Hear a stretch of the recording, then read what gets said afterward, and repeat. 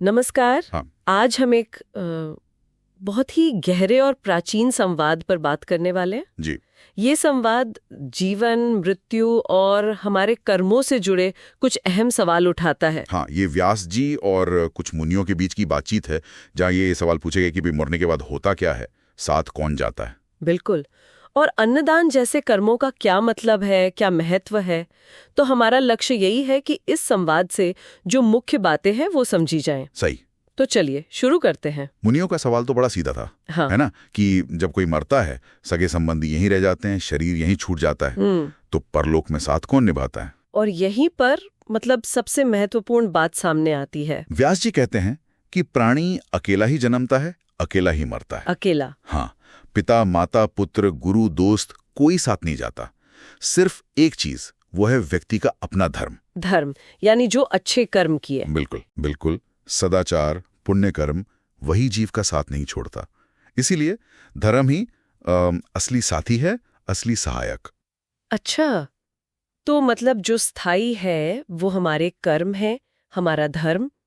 और इसके उलट अधर्म का क्या होता है फिर, जो बुरे कर्म है? हाँ बिल्कुल। जैसे धर्म अच्छी गति देता है, स्वर्ग की ओर ले जाता है, वैसे ही अधर्म वो नरक या बुरी योनियों का कारण बनता है। और एक बात और इसमें दिलचस्प है, स्रोत कहता है कि हमारे शरीर के जो तत्व हैं ना, पृथ्वी, वायु, आकाश, जल, तेज, हाँ। और साथ में मन, बुद्धि, आत्मा, ये सब हमारे कर्मों को देखते रहते हैं, साक्षी हैं ये। साक्षी मतलब गवाह। हाँ बिल्कुल। शरीर भले नष्ट हो जाए, पर ये धर्म और अधर्म का जो हिसाब है वो जीव के साथ रहता है। ये तत्व गवाही देते हैं एक तरह से। ओह, शरीर के तत्वों का साक्षी होना, ये तो कर्मों की गंभीरता को और भी बढ़ा देता है। सही बात है। तो क्या स्रोत में अधर्म के बुरे कर्मों के नतीजों के बारे में भी कुछ बताया गया है? कुछ खास उदाहरण? हाँ हाँ बिल्कुल बताए गए हैं, और बड़े विशिष्ट उदाहरण हैं जो कर्मों की गंभीरता दिखाते हैं। जैसे पराई स्त्री से संबंध रखना या किसी के भरोसे को तोड़ना। इसका फल बताया गया है भेड़िया, कुत्ता, सियार ऐसी योनियों में जन्म लेना। बाप रे। और अगर मित्र, गुरु या राजा की पत्नी जैसे जो पूज्य माने गए हैं, उनके साथ कोई गलत संबंध बनाता है, हाँ, तो उसे सुअर, फिर बगुला, चींटी, कीड़े ऐसी योनियों में जाना पड़ता है। ये तो कर्म और फल का बड़ा सीधा और काफी कठोर हिसाब लग रहा है। तो इसी तरह देव कार्य या पितृ कार्य जो नहीं करता वो कौवा बनता है, फिर मुर्गा, फिर सांप। बड़े भाई का अपमान करने वाला क्रौंच पक्षी बनता है। अच्छा, और चोरी या जैसे कृतज्ञता एहसान फरामोशी। हाँ, कृतज्ञ व्यक्ति पहले यमलोक में सजा भुगतता है, फिर कीड़ा बनता है और बार बार गर्भ में ही उसकी मृत्यु होती है। ओह। चोरी के भी बड़े विशिष्ट फल हैं। दही चुराने वाला बगुला, फल चुराने वाला चींटी, सोना चुराने वाला कीड़ा, कपड़े चुराने वाला तोता, खुशबू वाली चीज चुराने वाला छछूंदर। हर चीज का अलग फल। हाँ, और जैसे किसी निहत्ते की हत्या करने वाला गधा, फिर हिरण, मछली, कुत्ता, बाघ ऐसी योनियों में भटकता है। किसी की धरोहर हड़प ली, हाँ, तो वो मछली बनता है, और फिर अगर मनुष्य बना भी तो बहुत कम उम्र पाता है। ये तो हर कर्म का एक सटीक नतीजा बताया गया है। क्या ये नियम स्त्रियों पर भी लागू होते हैं?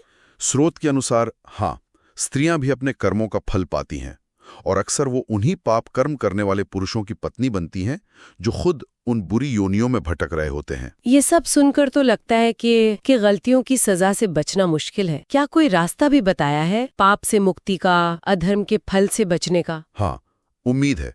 ऐसा नहीं कि रास्ता बंद है। अगर किसी से अधर्म हो जाए, गलती हो जाए, पर वो सच्चे मन से पछताए, हाँ, अपने किए पर शर्मिंदा हो, उसे माने, खासकर जानकार लोगों या ब्राह्मणों के सामने अपना पाप स्वीकार करे, तो उसे मुक्ति मिल सकती है।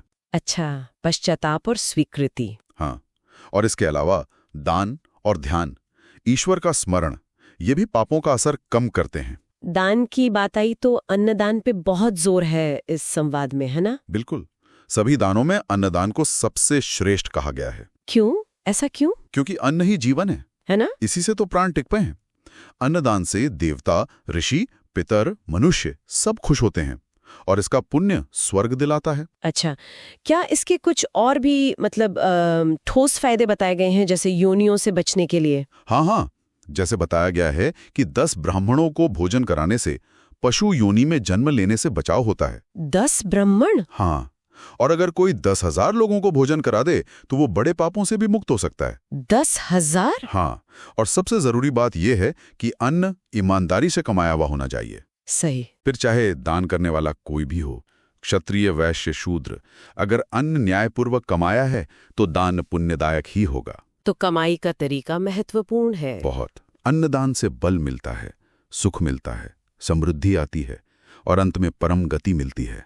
तो इस पूरे बातचीत का सार निकालें तो यही है कि मरने के बाद कोई साथ नहीं देता सिवाय हमारे अपने धर्म के। बिल्कुल। हमारे कर्म अच्छे हों या बुरे, वही हमारी आगे की दिशा तय करते हैं।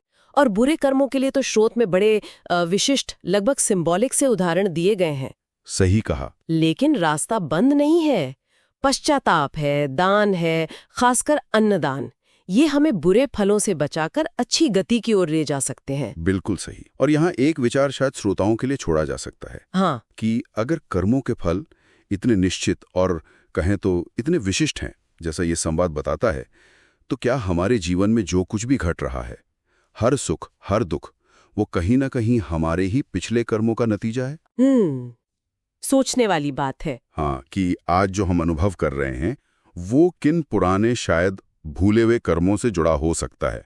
इस पर विचार किया जा सकता है।